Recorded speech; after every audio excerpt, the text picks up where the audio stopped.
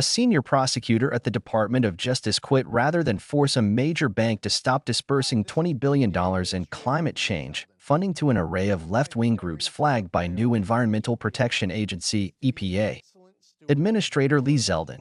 Zeldin discovered that the outgoing Biden administration had rushed $20 billion to the left-wing groups via Citibank last year before leaving office. Zeldin promised to recover the funds. But Denise Cheung, criminal division chief of the U.S. Attorney's Office in Washington, D.C., refused to order Citibank to stop disbursing the funds, saying that they had been legally allocated under President Joe Biden's so-called Inflation Reduction Act, which expanded government spending on climate.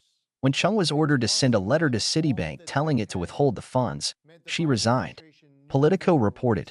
Denise Cheung, the head of the criminal division in the U.S. Attorney's Office in Washington, said in a letter that Trump administration officials, seeking to prevent the money from being spent, had pressured her to launch a criminal investigation without sufficient evidence.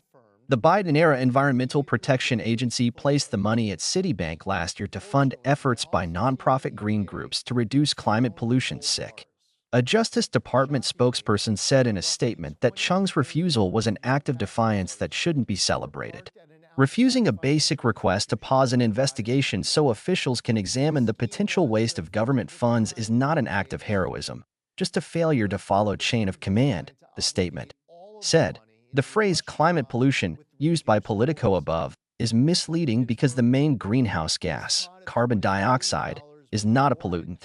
The word pollution is used to confuse the public into associating carbon dioxide with toxic pollutants that pose an urgent threat to public health, and therefore backing dramatic climate change policies. The media have championed the cause of prosecutors who are resigning rather than implementing President Donald Trump's policies. On Tuesday, Trump dismissed all U.S. attorneys from the previous administration, a step familiar in many new administrations. U.S. attorneys, however qualified, are political appointees confirmed by the Senate. Are there any former Biden EPA staffers who are now working at these entities? Let me make one thing abundantly clear. At this point, there is zero reason to suspect any wrongdoing by the bank. Here's my position as EPA Administrator.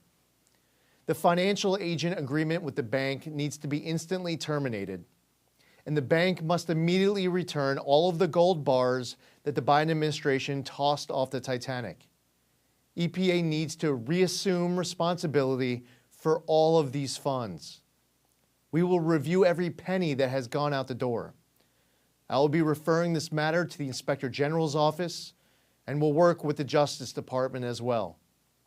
The days of irresponsibly shoveling boatloads of cash to far-left activist groups in the name of environmental justice and climate equity are over. The American public deserves a more transparent and accountable government than what transpired these past 4 years. We take our obligations under the law as seriously as it gets. I've directed my team to find your gold bars, and they found them. Now we will get them back inside of control of government as we pursue next steps.